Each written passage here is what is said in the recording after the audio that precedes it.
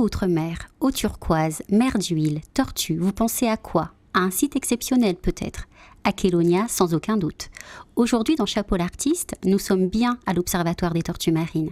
Mais pour y rencontrer un artiste peintre attaché à faire varier les couleurs et la lumière sous toutes ses formes.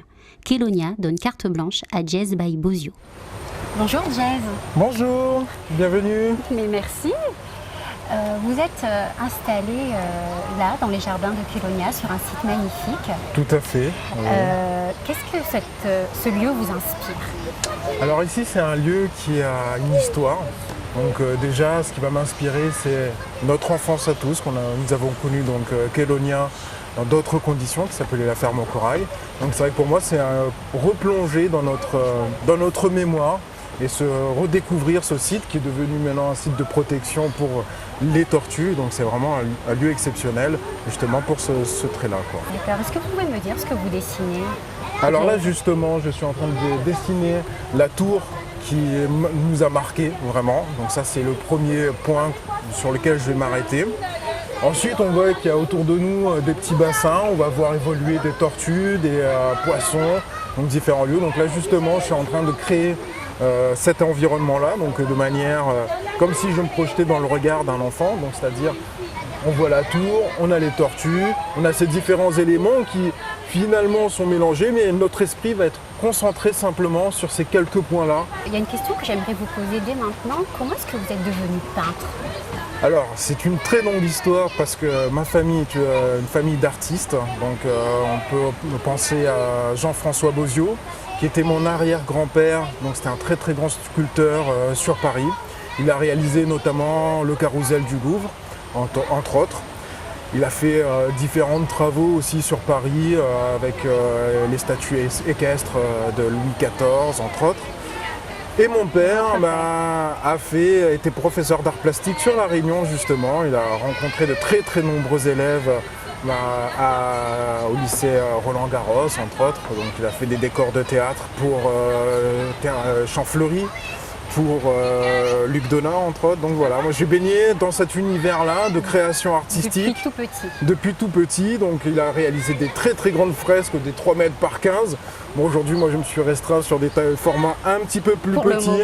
Pour le moment, j'en fais quelques-uns encore, mais pour le moment, je suis resté sur cette pratique-là. On peut vraiment dire que la peinture, vous êtes tombé dedans, ou du moins l'art, vous êtes tombé dedans quand vous étiez petit. Tout à fait, tout à fait. Mais vous avez quand même choisi de faire des études en mesure physique. Exactement. Qu'est-ce que cette formation vous apporte aujourd'hui sur le plan culturel? Alors c'est une formation qui va compléter justement mon regard parce qu'on va avoir l'étude des lumières. Donc, alors on ne va pas parler mesure physique en tant que telle, mais chaque rayon de lumière est composé d'ondes, de vibrations, composé de différentes matières corpusculaires. Donc, on va avoir un regard complètement différent justement par rapport à l'évolution des tortues. Dans son environnement, on va s'imaginer simplement comment le liquide, l'eau, va évoluer autour de la tortue. Jazz, vous êtes d'origine réunionnaise.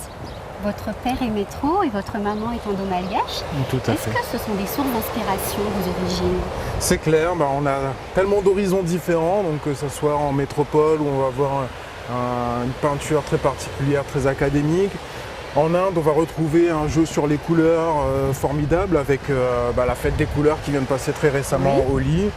Madagascar et ses paysages et ses bleus turquoise magnifiques. Donc effectivement, c'est une source d'inspiration sans précédent, quoi. Nous allons maintenant assister à la dernière étape de ce tableau, de la finition de ce tableau du moins. Est-ce que c'est la vraie dernière étape? Non, après il y a encore ce qu'on appelle le vernissage.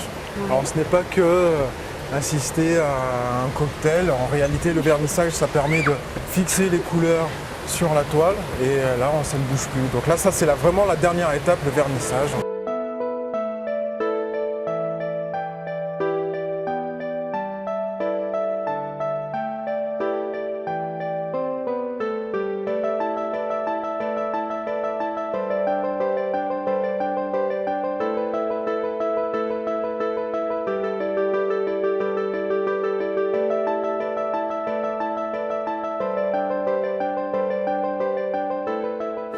Il vous faut combien de temps pour préparer une exposition? Il me faut facilement 6 mois pour préparer mes différentes toiles.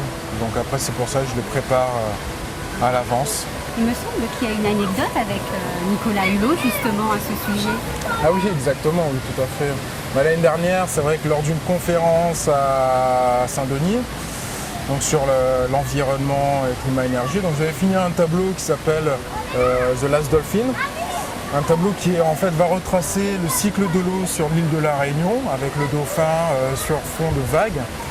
Et donc Nicolas Hulot a vu ce tableau, est tombé en admiration et il est parti avec. Donc c'était magnifique.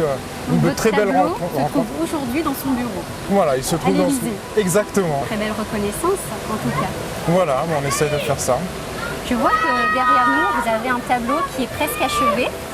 Tout à fait. On va gagner un petit peu de temps parce que c'est vrai que si vous voulez m'attendre, il va falloir revenir dans 3 mois au minimum parce que suivant les détails. Qu'est-ce que c'est? Alors ça c'est effectivement un travail d'émulsion qui est lié à mon travail de mesure physique. Alors j'ai voulu simplement représenter, on voit au loin différentes vagues, donc ça va donner la sensation justement de l'élément dans lequel la tortue vit. Donc ces petites écumes et tout ça, donc ça c'est une petite émulsion d'art moléculaire. Donc c'est le travail que j'effectue depuis déjà de nombreuses années, que j'espère continuer à développer. Donc ça va être vraiment sur le travail de la matière. Et en matière de travail, celui de Jez, comme d'autres avant lui, a retenu l'attention de Stéphane Sissionne, le directeur de Kélonia. Ont-ils vraiment carte blanche? Ils ont vraiment carte blanche pour exposer ce qu'ils veulent, comme ils veulent. Voilà, nous on leur confie un espace et ensuite c'est à eux d'habiller cet espace et de proposer même les animations qu'ils souhaitent mettre en place pour faire vivre cet espace. Jez, vous exposez à Kélonia dans le hall d'exposition temporaire en fait jusqu'au 16 mai. Exactement. Donc je vous remercie d'avoir répondu à nos questions, de nous avoir accordé du temps entre deux coups de pinceau. Chapeau l'artiste, c'est déjà fini. Venez découvrir cette exposition et plongez vous aussi dans l'univers ethnique et onirique de cet artiste. Et si vous ne voulez pas rater le prochain numéro de Chapeau l'artiste, notez le 7 mai à vos agendas et rendez-vous sur www.otv.re. D'ici là, à vos pinceaux. Regardez, observez, mélangez les couleurs et créez vos propres tableaux. À bientôt!